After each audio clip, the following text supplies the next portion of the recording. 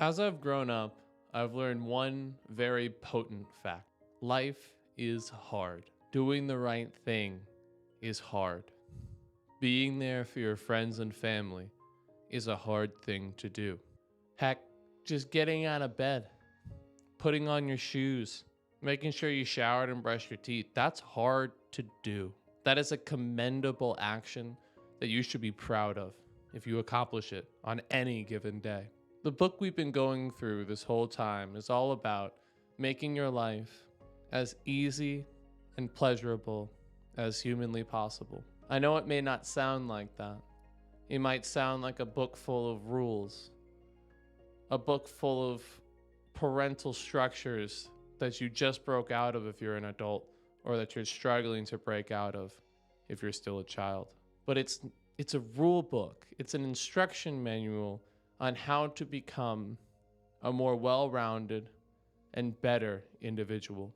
This book requires your best effort if it is going to be at all helpful for you, but it has the greatest rewards for that effort. It may be the most valuable effort you put in your entire life. Hello and welcome to Learning to Be Human. I'm Benji, learning right along with you.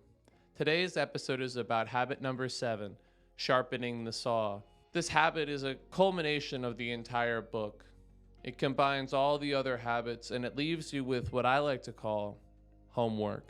While the rest of the book built up structures and ideas and ways of thinking, habit 7 is about actually living your life, and it's about daily interactions with the 7 habits. There are 4 modes in which you have to practice the 7 habits. The first of which is physical. This makes the most sense, at least to me personally. You have to stay in shape, have proper cardiovascular endurance, good mobility, be able to stand up off the ground, be able to be there for the children you may one day want or are currently letting down. If you aren't mobile and physically fit, you will not be able to overcome the other challenges in your life. 1, because you won't be able to get up out of bed. And 2, because strict adherence to physical fitness is something that will make you better. In order to become stronger, in the book, he says you must push your muscles to the point of exhaustion, to the point when they're tearing apart, and that's where you get the most from your work. Physical strength, working out, becoming a better person all go hand in hand. You must learn to push yourself, and in this case, push your muscles to the limit. That can be translated into anything else in the rest of your life and will give you a springboard from which to jump off of in order to tackle the rest of the problems that you have. The next dimension of renewal is mental. You might see old people saying they've lost their sharp mind and they're unable to be witty anymore. And that's something that we are all trying to avoid. There are many strategies to avoid this, plenty of apps. I can't remember any off the top of my head, but I know there are a few. In the book, he references crossword puzzles, word searches, and other magazine game bullshit. I know people like Sudoku, writing, reading books, anything to keep you mentally sharp and keep the wheels in your head spinning and oiled up. Because if you don't continue to work your brain in the same way as any other thing in your body, you will lose most of your ability. The third dimension is social. And there is a quote in the book that I want to get perfect. Service is the rent we pay for the privilege to live on this earth. The quote's from N. Eldon Tanner. I think this quote embodies exactly what Stephen Covey was trying to say by social renewal. It's about being a part of your community and giving back. It's about being a member of our society, a resident of the planet Earth. We are all living here together, and it is everyone's job to make life better for everyone.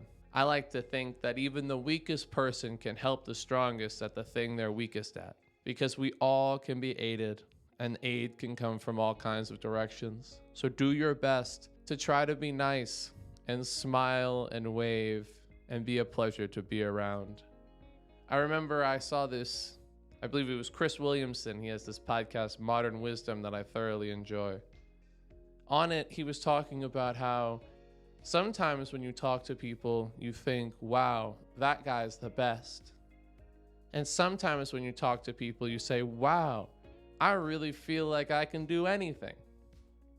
And both of those people are really great and they have phenomenal characteristics. But the person that could make you feel great just by talking to them has done you a great service. And it's something I'm personally trying to cultivate in my own life. But as I said before, this stuff's really hard. The fourth dimension is the spiritual one, and it's one that I personally struggle with. I had a hard time with religion growing up, and I threw away my ties to the idea of it all. But as I've grown older, I realized that I have no reason to hate God. I have no reason to hate anybody. And that is something that I've learned through meditation and through personal introspection, therapy, lots of therapy.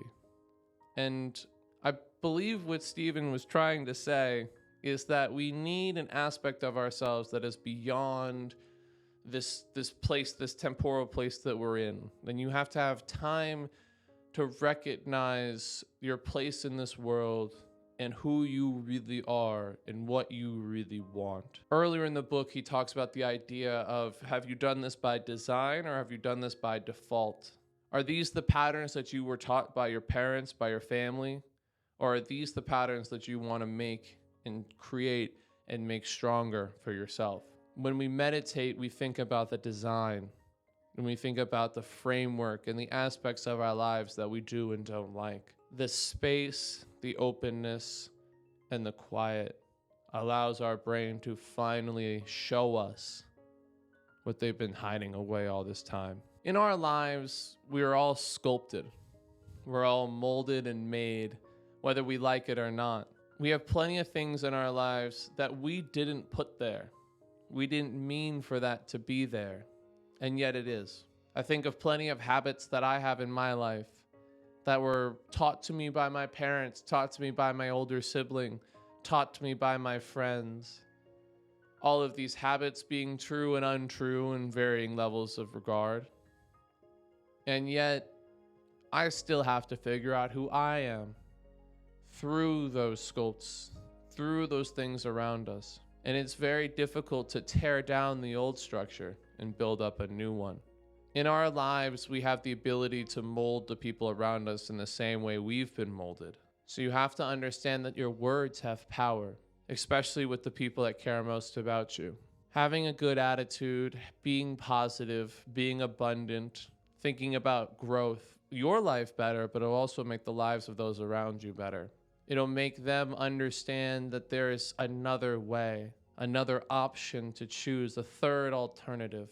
These lessons that you learn in this book can be used to teach other people through your own action. As people see you be happy and live your life in a new and different way, it will sculpt them and it will show them more possibilities.